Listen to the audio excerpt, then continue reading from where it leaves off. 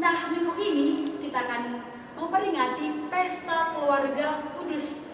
Nah, sebelum itu ngomong-ngomong, gimana sih yang kemarin? Itu seru ya kan? Ada baju baru, sepatu baru. Nah, untuk minggu ini kita akan mendalami tema mengenai Allah yang setia. Nah, Bang, kira-kira Allah yang setia itu gimana sih, Bang? Nah, jadi Kak, Allah yang setia itu adalah bagaimana Allah menepati janjinya kepada kita semua manusia dalam bentuk kedatangan Yesus Kristus untuk menebus dosa-dosa kita. Nah, sebelum kita memulai kegiatan kita pada hari ini, Kakak dan Abang ingin mengajak adik-adik sekalian untuk menari bersama. Ayo adik-adik.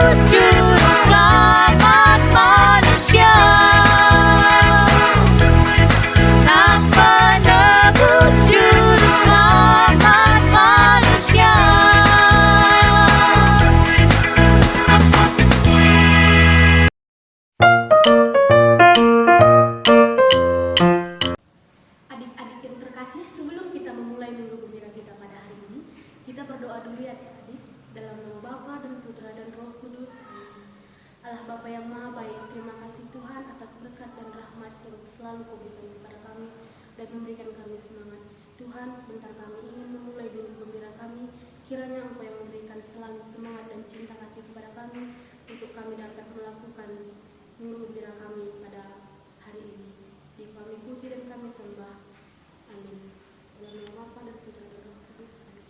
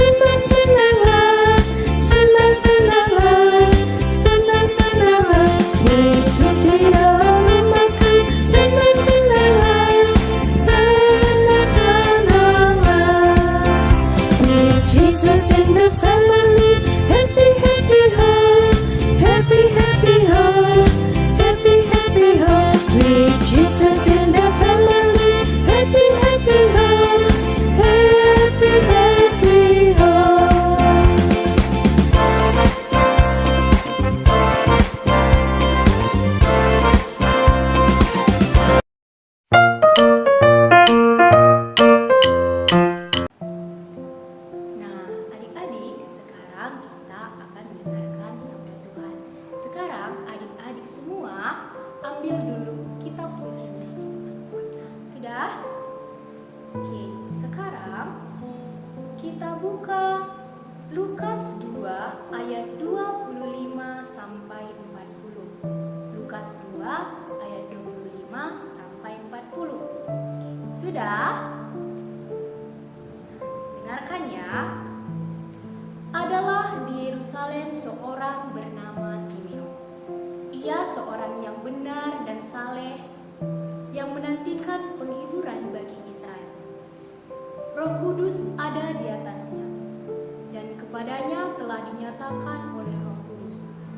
bahwa ia tidak akan mati sebelum ia melihat Mesias, yaitu Dia yang diurapi Tuhan. Ketika Yesus, anak itu dibawa masuk oleh orang tuanya untuk melakukan kepadanya apa yang ditentukan hukum Taurat, ia menyambut anak itu dan menantangnya sambil memuji Allah, katanya, "Sekarang, Tuhan, biarkanlah hamba-Mu ini pergi dalam damai sejahtera, sesuai dengan firman-Mu. Sebab mataku telah melihat keselamatan yang daripada-Mu, yang telah Engkau sediakan di hadapan segala bangsa, yaitu terang yang menjadi pernyataan bagi bangsa-bangsa lain dan menjadi kemuliaan bagi umat-Mu Israel." Dan bapa serta ibunya amat heran akan segala apa yang dikatakan tentang dia.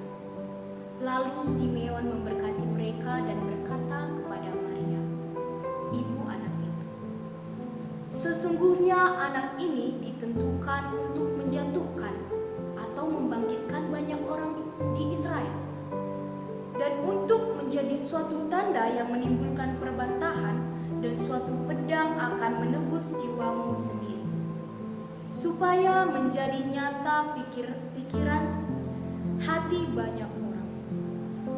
Lagi pula di situ ada Hana, seorang nabi perempuan, anak Fanuel dari suku Asyir. Ia sudah sangat lanjut umurnya. Sesudah kawin, ia hidup 7 tahun lamanya bersama suaminya, dan sekarang ia janda dan berumur 84 tahun. Ia tidak pernah meninggalkan bait Allah dan siang malam beribadah dengan berpuasa dan berdoa. Dan pada ketika itu juga datanglah ia ke situ dan mengucapkan syukur kepada Allah dan berbicara tentang anak itu kepada semua orang yang menantikan kelepasan untuk Yerusalem.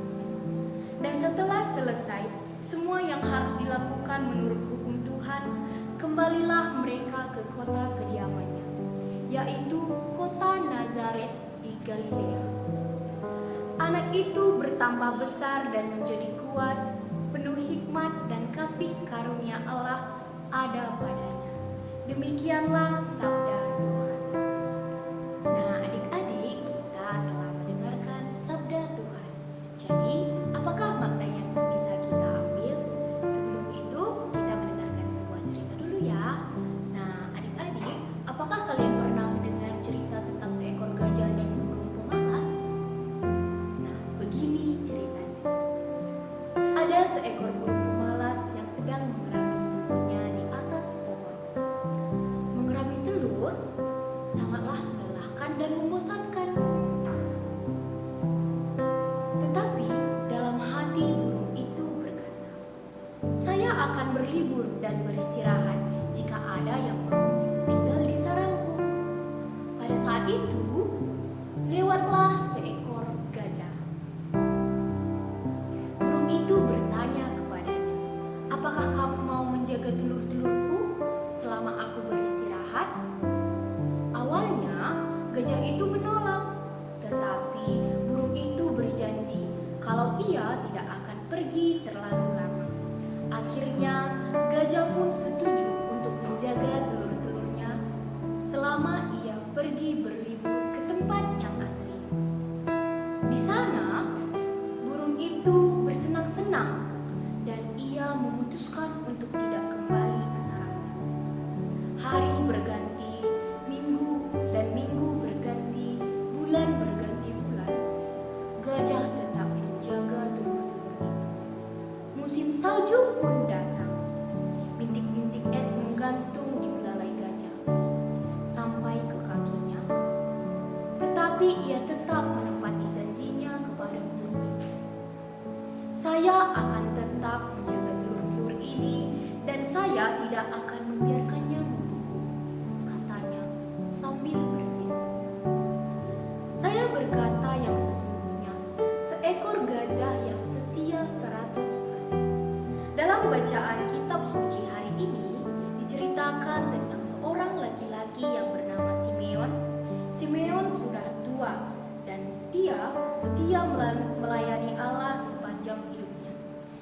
terus-menerus menantikan kedatangan Mesias karena Allah menjanjikan bahwa ia tidak akan mati sebelum melihat Yesus, Mesias yang dijanjikan. Beberapa hari setelah kelahiran Yesus, Maria dan Yusuf membawa Yesus ke bait Allah untuk dipersembahkan kepada Allah. Simeon ada di sana. Begitu Simeon melihat bayi itu, ia tahu kalau Yesus itulah Sang Juru Selamat. Ia pun yakin bahwa Allah telah menepati janjinya. Allah tidak pernah ingkar janjinya. Nah, adik-adik, berhubung sebentar lagi tahun baru, biasanya sebelum kita tahun baru itu, sebelum menyambut tahun baru, biasanya kita berjanji kepada orang tua kita, kepada kakak kita. Biasanya kita saling mengungkapkan apa yang akan kita rencanakan untuk tahun selanjutnya. Apa yang akan kita lakukan, apa yang kita janjikan kepada keluarga kita, kepada orang tua, kepada kakak, adik. Nah, tetapi pertanyaan kakak, apakah setelah kita berjanji kita menepatinya? Nah, adik-adik, kakak khawatir jika janji-janji itu tidak kita tepati. Nah, jika Allah telah setia menepati janji-janjinya kepada kita, sudah seharusnya kita juga menepati janji-janji kita. Maka, kalau kita berjanji kepada Allah, berjanji kepada keluarga kita, berjanji kepada kakak, adik, dan saudara-saudara kita, maka mari kita berkata seperti gajah tadi. Saya berkata yang sesungguhnya, saya akan setia 100% kepada Allah. Nah, adik-adik, ayat emas yang dapat kita ambil pada hari ini diambil dari Mazmur 100 ayat 5. Katanya, sebab Tuhan itu baik, kasih setianya untuk selama-lamanya, dan kesetiaannya tetap turun-temurun. Terima kasih.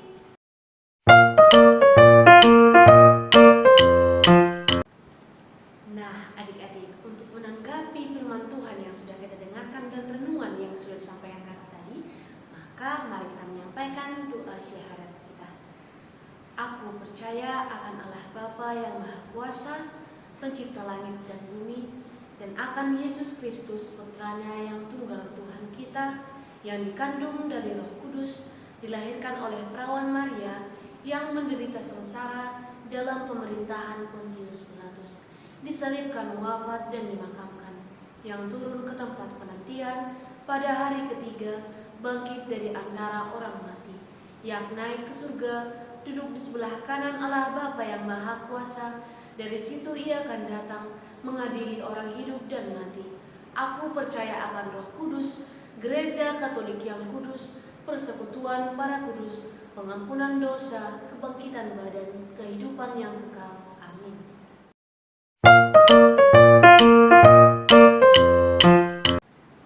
Baik adik-adik, sekarang mari kita menyampaikan doa-doa permohonan kita. Bagi pemimpin negara, Bapa yang penuh kasih, turunkanlah kuasa rahmat-Mu kepada pemimpin negara kami. Semoga mereka dapat memimpin negara kami sesuai dengan roh kudusan. Amin. Marilah kita mohon, kabulkanlah doa kami ya Tuhan.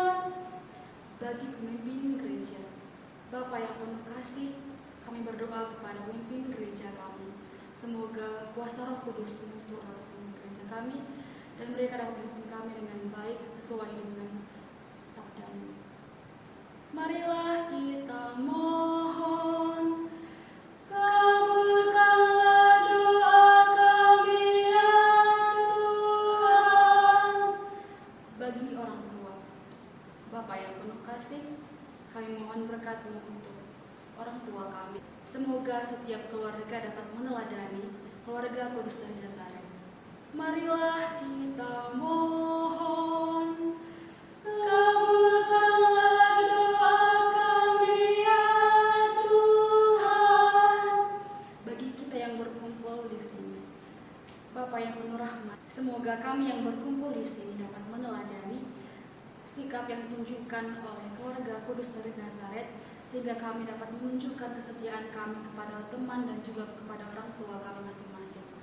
Marilah kita mohon, kabulkanlah doa kami ya Tuhan. Marilah sekarang kita menyatukan segala doa permohonan kita dengan mendoakan doa yang diajarkan Tuhan Yesus Kristus kepada kita. Bapa kami yang ada di surga, dimuliakanlah nama-Mu, datanglah kerajaan-Mu, jadilah kehendak-Mu di atas bumi seperti di dalam surga. Berilah kami rezeki pada hari ini, dan ampunilah kesalahan kami, seperti kami pun mengampuni yang bersalah kepada kami. Dan janganlah masukkan kami ke dalam pencobaan, tapi bebaskanlah kami dari yang jahat. Amin.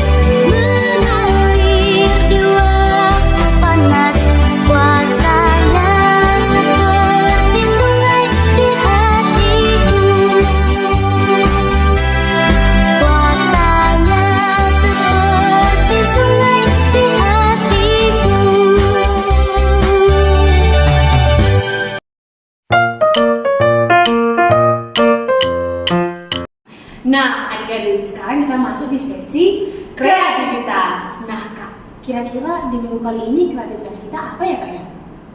Kalau ide kakak sih, ayo kita buat Kak, bunga dari sedotan. Bagus Kak, bunga dari sedotan. Kira-kira alat dan bahannya apa sih, Kak? Nah, bahan yang pertama yang kita sediakan yaitu yang pertama kita siapkan sedotan, yang kedua gunting, yang ketiga double tip, yang keempat yaitu kertas origami, yang kelima adalah tusuk gigi. Nah, adik-adik, tadi kakak kan sudah menjelaskan apa alat dan bahannya. Nah, sekarang sebelum kita memulainya, nah Kak, sepertinya adik-adik di rumah sudah penasaran Kak, bagaimana cara membuat bunga dari sedotan. Mari kita langsung membuat ya Kak ya. Mari adik-adik, ikuti kakak ya.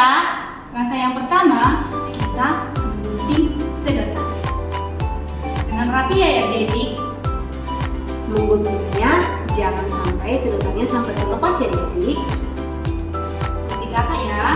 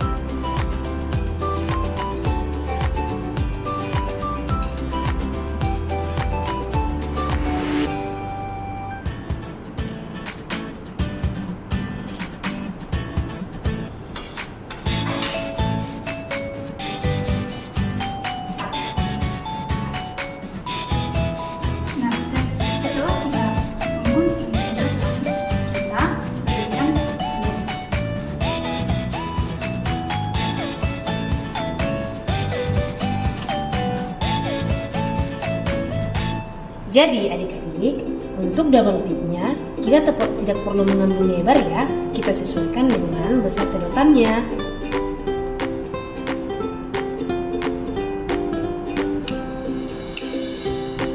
Lalu kita lengketkan tepat di pinggir sedotan.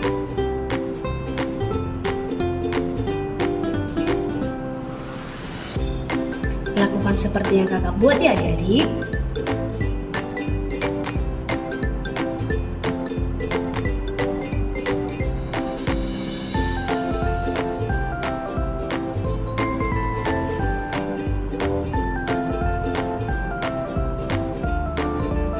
Nah, setelah double tipnya ditempelkan, kita harus membuka kertas yang ada di atasnya.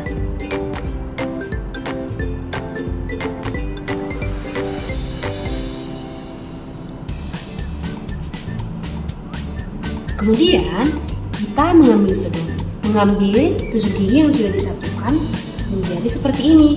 Kemudian kita letakkan di atas double tip yang sudah kita buat tadi ya.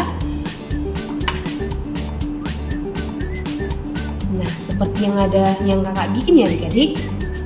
Kemudian setelah kalian menempelkannya, sedotan yang sudah digunting dibuat berbelok seperti ini ya, agar menampilkan seperti bunga.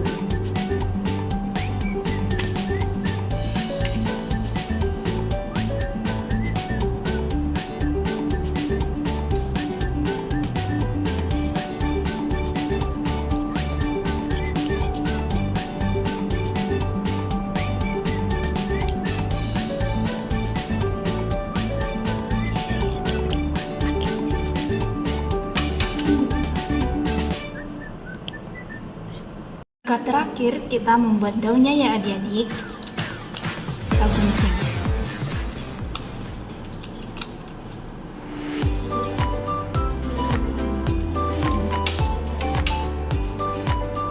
Nah, sekarang kita tempelkan kepada tangkai yang sudah kita buat tadi, seperti ini ya adik-adik. Nah, beginilah daunnya.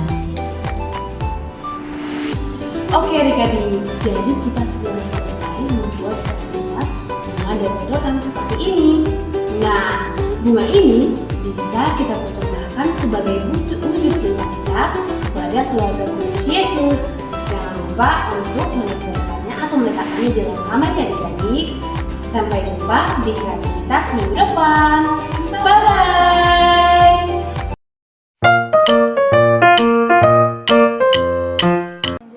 Adik-adik yang terkasih, sekarang kita sudah berada di penghujung minggu gembira kita pada hari ini. Sebelum kita pulang ke rumah kita masing-masing dan sebelum kita menutup minggu gembira kita pada hari ini, kita berdoa terlebih dahulu. Allah Bapa yang Maha Baik, terima kasih Tuhan atas berkat-Mu yang telah melindungi kami dan memberikan kami semangat untuk menjalani minggu gembira kami pada hari ini. Ya Tuhan, kiranya Engkau yang selalu memberkati kami, memberikan kami semangat dan selalu melindungi kami.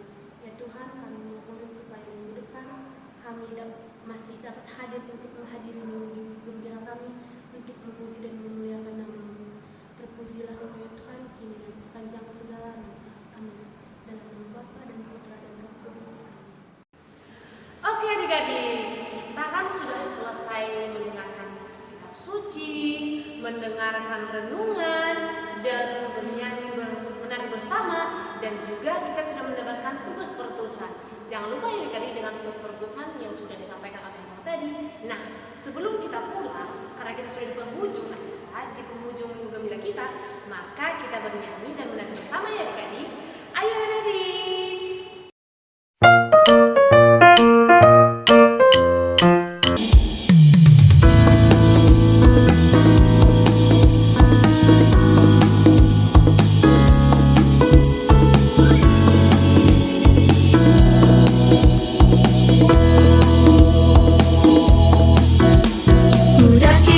Daki-daki gunung yang tinggi, ku turun lembah yang dalam, ku melintasi padang rumput hijau membentang, Yesus besertaku. Ku daki gunung yang tinggi, ku turun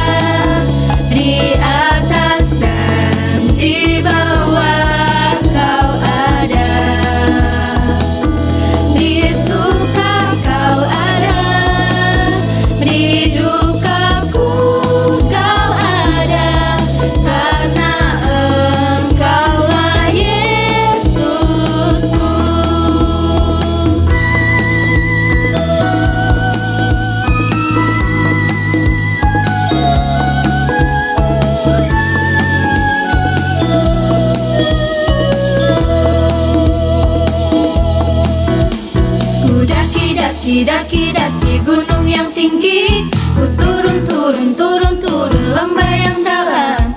Ku melintasi padang rumput hijau membentang. Yesus besertaku. Ku daki, daki, daki, daki gunung yang tinggi. Ku turun, turun, turun, turun lembah yang dalam. Ku melintasi padang rumput hijau membentang.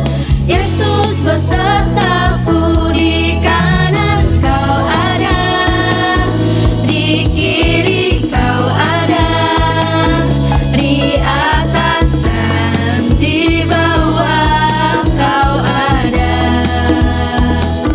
di suka kau ada, di dukaku kau ada, karena Engkaulah Yesusku.